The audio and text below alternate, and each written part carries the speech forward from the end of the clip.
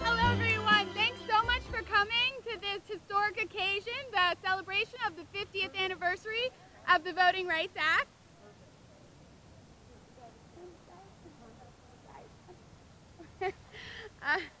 My name is Stephanie Heron with the Delaware chapter of the Sierra Club. The Sierra Club is probably not the first organization you think of when you think of voting rights and civil rights, for good reason. But the club has really joined the fight for voting rights in recent years because, unfortunately, in 2015, communities of color continue to be on the front lines of pollution here in the United States. And globally, communities of color, low-income people, and other historically disenfranchised communities are feeling the impacts of climate change first and worst. And we know that in order to address the climate crisis, we need everyone. So expanding voting rights and involving everyone in the decision-making process is really critical in order to really heal our environment, as well as many other challenges in our society. We really need to heal our democracy first. So I'd like to give a shout out and a big thank you to Senator Margaret Rose Henry for introducing a bill here in Delaware to expand voting rights, Senate Bill 111, and I'm going to ask Senator Henry to just give some brief remarks. I know she needs to get going. Well, first of all, good morning, and thank all of you for coming out for something that's not only historic, but so important to all of us who are Americans and who enjoy living in a free country. It's the same-day registration, Senate Bill 111, we've been working on for this version for the last 2 years. But it's really a right of every American to have the right to vote. And what this bill does would allow people to vote the same day they register. Now you might say, why is that a big deal? It's a big deal because frequently people have not been told about elections. They have not had a chance to register. They might be working. There might be a lot of reasons why they have not already registered. So, but to deny them the right to vote is really, really wrong. So as we celebrate this historic occasion of the 50th anniversary, it's imperative that we work towards moving same-day registration. And what that means is that a person could go to their local polling place and show that they live where they say they live and be able to vote. That seems like a small thing. There's been no fraud in any states that have done this, so it's time for Delaware to get on board. Thank you so much for your support.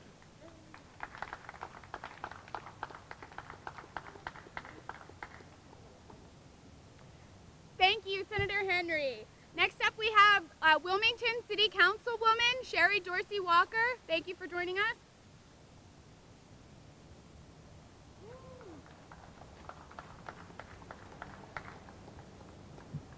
Good morning, everyone. I'm here to support Senator Margaret Rose Henry's bill regarding same-day voting. Same-day voting is indeed a right. So many people think about voting as a privilege, but it's a right here in the United States. One of the things that we talk about so often is the legislators who do not want same-day voting. Of what are you afraid? I leave you with that. But most importantly, there's a Negro spiritual that starts, lift every voice and sing. How can we lift our voices if we can't vote? Bless you. Thank you, Councilwoman. Next we have Eugene Young, Advocacy Director of the Delaware Center for Justice, for whom this podium is the right side. Thank you, Stephanie. Thank you, Senator Henry, for your hard work on this issue. It's always hard following Councilwoman Sherry Dorsey Walker. She's always a phenomenal speaker. And then on top of that, behind me, you got Rachel and Doc Morton. So it's always hard putting me in that mix. So I'm going to do the best that I can. First thing is, I would just like to say that at Delaware Center for Justice, we just believe that voting is a key issue today in this day and age. It's 2015, and we have people who aren't voting, people who need help and assistance in order to do so. We are backing Senator Henry. We believe in her efforts to just make sure we're able to have more people vote and more people be involved in this process. I see the young men over there from West Center City Futures. It made me actually think about a time where I took a young group of kids to Memphis, Tennessee, for a tournament. 11 kids, 3 adults, in a 15-passenger van. I wouldn't advise that on anyone. But we went down there and we toured a couple historical sites. We saw a bunch of colleges, but in particular, we stopped by the Lorraine Motel. And the Lorraine Motel is pretty much known for what happened on April 4th, 1968, where it was in front of room 306 where Dr. King was assassinated. And if you take a tour of the Lorraine Motel, one thing that really sticks out to me the most is there's a plaque that has a verse from Genesis there, and it says, "Behold, here cometh the dreamer, let us slay him and see what comes of his dream." And right now, we really have to work on how are we maintaining that dream, how are we moving forward, how are we working with our communities to empower, to strengthen, and to get this city and this state and this county moving in the right direction. So I thank you all so much for your time, and I support everything. Thank you. Next we have Minister Rachel Livingston from Mother African Union Church here in Wilmington.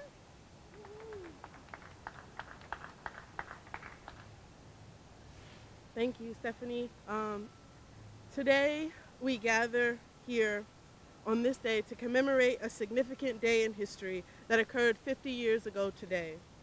It was this day 50 years ago that the Voting Rights Act was signed into law, a moment where our government took a stand to consciously say that they were going to ensure that all people, including African Americans, had the right to voice their opinions in a democratic society. This moment was built through the organizing and civil disobedience of the people when they could no longer take the denial of their rights. As we remember this day, we must never forget the lives that were laid down for this occasion. We cannot forget the women and men that were initially denied the right to vote on the sole basis of the color of their skin.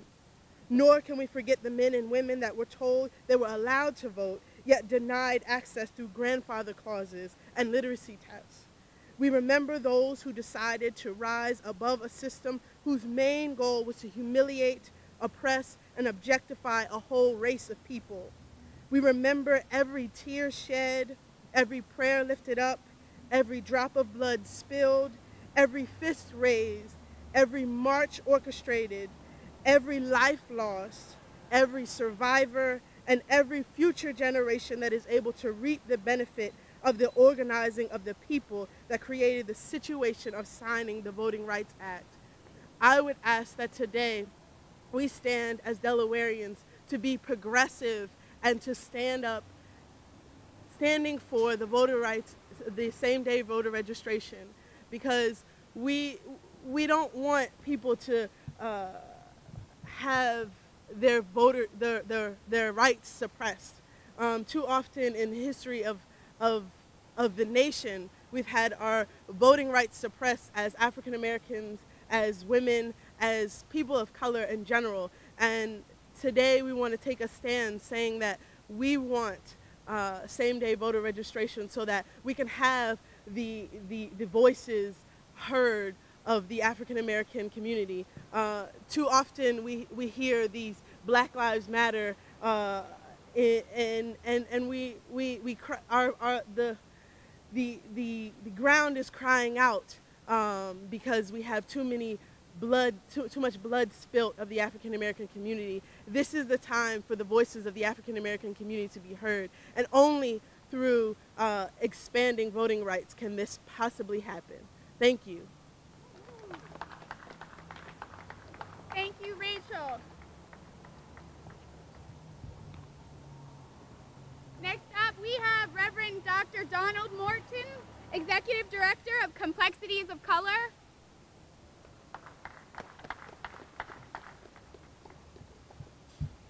Let me first say good morning to everyone, and to Senator Henry, who is always on the cutting edge of the things that affect our communities, the things that are important to us.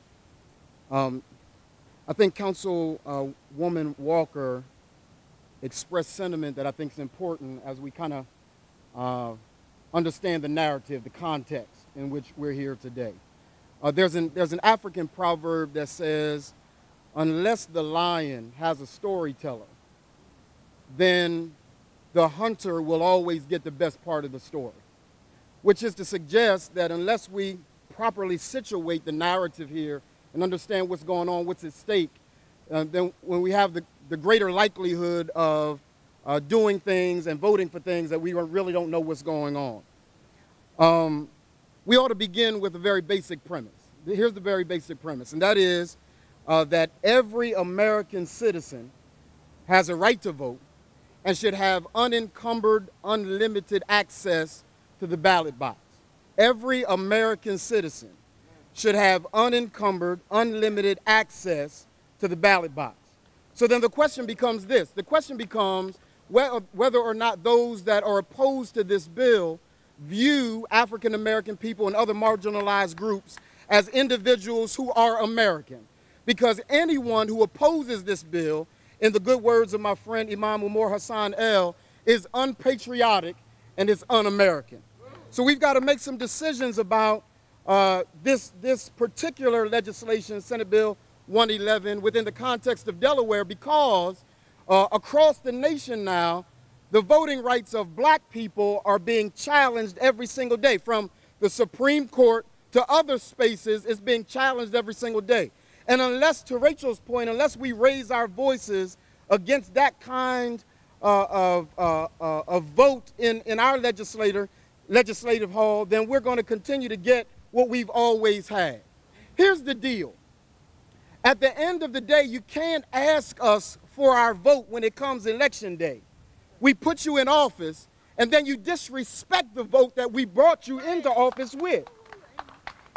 And quite frankly, I believe that it is almost synonymous and connected to the Dred Scott decision.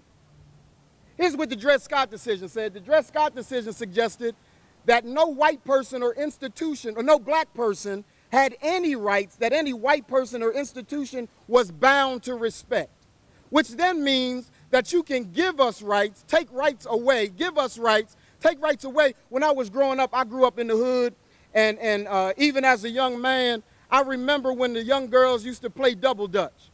It was almost looking for your opportunity to jump in. Black folk have oftentimes been looking for our opportunity to jump in, but once we get in, we're oftentimes relegated again to the margins. And here is the deal. The deal is we got to be honest about who is opposing the legislation. Because the Complexities of Color Coalition right now is drafting a legislative report card. And we will know how you voted. We will know how you voted, and we will also know how you plan to vote in the future. And the truth of the matter is this. You are voting about it. You're making decisions on our behalf. So trust me when I tell you, we too, when it comes time, we'll vote about it too. And when it comes time for your election day, those individuals that you've chosen to disenfranchise, I pray that all of us here understand the importance of this moment, that we get these moments often and we don't take advantage of these moments. But we got to stand with Senator Henry. We got to stand on the side of those that are right and just with this particular issue. Let's not talk about it. Let's vote about it. Yeah. Thank you, Reverend. Finally, we have Philip Banowski, who is a board member of the Delaware Alliance for Community Advancement, one of the co-sponsoring organizations of this event. He also was involved with the Alliance for Restoration of Ex-Offenders. Thank you. Good morning, everybody, and thank you so much, Reverend Morton, for your prophetic message. Now, a number of years ago, back in the late 90s, I was chair of the Alliance for the Restoration of Ex-Offenders, working with Senator Henry and the late Al Plant and the Delaware Center for Justice and almost 40 other organizations. We lobbied the state legislature until there was a new constitutional amendment that permitted, with certain restrictions, former felons to vote. The voting disenfranchisement of felons, as you well know, has a disparate impact on African Americans, on people of color. Now, in more recent years, there's been a new constitutional amendment with the assistance of Hazel Plant, as well as, again, Senator Henry, to remove that waiting period. And while I'm certainly proud of what we were able to achieve, and I certainly congratulate the state legislature for what they've been able to achieve, I have to admit that arguably there are more people disenfranchised now than there were before. When you look at, for example, that really terrific book that everybody should read, Michelle Alexander's The New Jim Crow, Mass Incarceration in the Age of Colorblindness. In this book, she points out that in generation after generation, one form of case disenfranchisement of the African American population has followed another, from slavery, from sharecropping, to Jim Crow, to colored laws, to Jim Crow, and now mass incarceration. So, one of the problems we had when we were arguing this, and it seems like, why did we have to argue this? It was so obvious what the problem was. The problem was this: how can you distinguish malicious or racist intent from just disparate impact? Now, it doesn't matter, they would tell us, that Delaware was a slave state, that for that reason, and supported the Union, and for that reason never had a Union occupation to enforce civil rights laws in the Reconstruction era. It doesn't matter that the 13th, 14th, and 15th Amendments were never ratified in Delaware until 1896 for a couple of years when the Lincoln Republicans were in office. Okay? You know, unless we could find someone saying specifically the reason we're pushing this law is to keep black people from voting, it doesn't matter. So again, we see the same phenomenon. 5 Supreme Court justices tell us that the states that historically been held to have racist intent to disenfranchise people, we're taking that away. You've got to prove that all over again. Okay? There's no longer any federal supervision of their changes in voting laws. So all this winking and nod and dog whistle racism just forges ahead. You know, so as Reverend Morton suggested, we need to use that word. It's racism. It's racism that's trying to disenfranchise African American people. That's what it's all about. And it's time for the media and other people to stop beating around the bush and call it like it is. Okay? Now let's support this new bill that Senator Henry has put forward here. 111. Okay?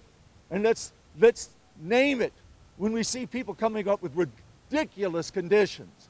Okay? Now let me just say one more thing, because I want to take an opportunity to shoot my mouth off about something.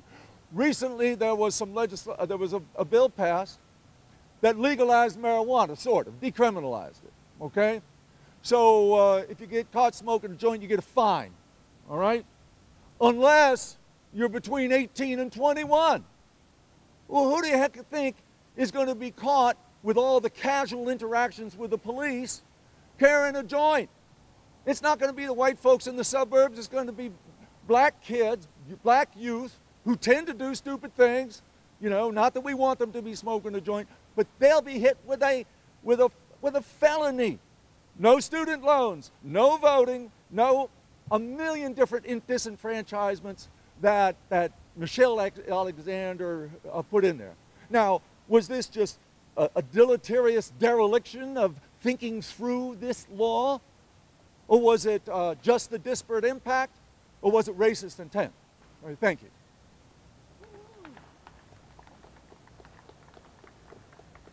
Good morning, and thank you, Phil. My name is Darlene Battle. I'm the Executive Director for Delaware Alliance for Community Advancement, one of the coalition members of Senate Bill 111. And I want to thank all of the representatives who came out, city, county, and state, who came out today to celebrate, because this is a celebration of the Voting Rights Act. I had called my mother last week, and I'm like, Mom, were you able to vote back then? And she said, well, I'm from Philadelphia, so yeah, when we turned 21. But my family is from Georgia, and they didn't have that right. And the thing is, if it wasn't for, like Rachel said, if it wasn't for my family, blood, sweat, and tears, I would not have that right. And yesterday I got an email in Texas. This here voting right the fight is continuing. In Texas, they just passed a bill where they denied that you need to show ID to go and vote. So I am so glad that across our nation, there are people still fighting. And here in Delaware, we're going to continue to fight. So please stand behind, in front, and around Senator Henry as she goes forward, because she needs our support. She needs our prayers. So we can go forward, because there are so many people that are disenfranchised here in Delaware. And people say, why? There's so many people that's focusing on, low-income families focusing on how I'm going to pay my bills, how many, the jobs, 2 jobs, and picking up their children here and there from daycare, and looking for a job, and moving. It seems like in Delaware you move every 6 months.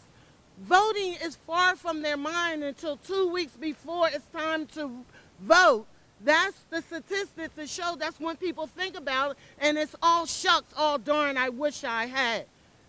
By having same-day registration, the poll is right in the community that they now reside, and they can go there proudly and cast their vote. And time after time, as it has been mentioned, the states that have it, there has been a significant increase, 10 to 20%. So don't be afraid of new people who want their voices to be heard, and you want to just maintain the ones that you can count on their votes to win. You have a whole district. We are living in your community. We are paying your bills, and you're responsible for all of us. So I am sick and tired of going to Dover and you turn your back on me.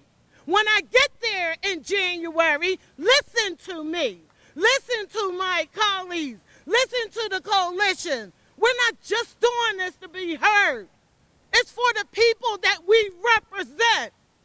And it's a lot in Delaware.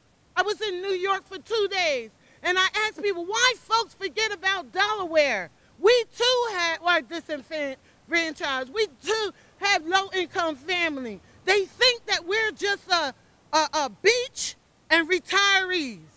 So we have to show them that we have. I had to do a study for my pastor. She wanted to know how many kids are homeless. It's between 1 and 50. We're at 34. We need everyone vote. So please forgive me for preaching. Thank you so much for coming out, and we really appreciate it. And have a good day.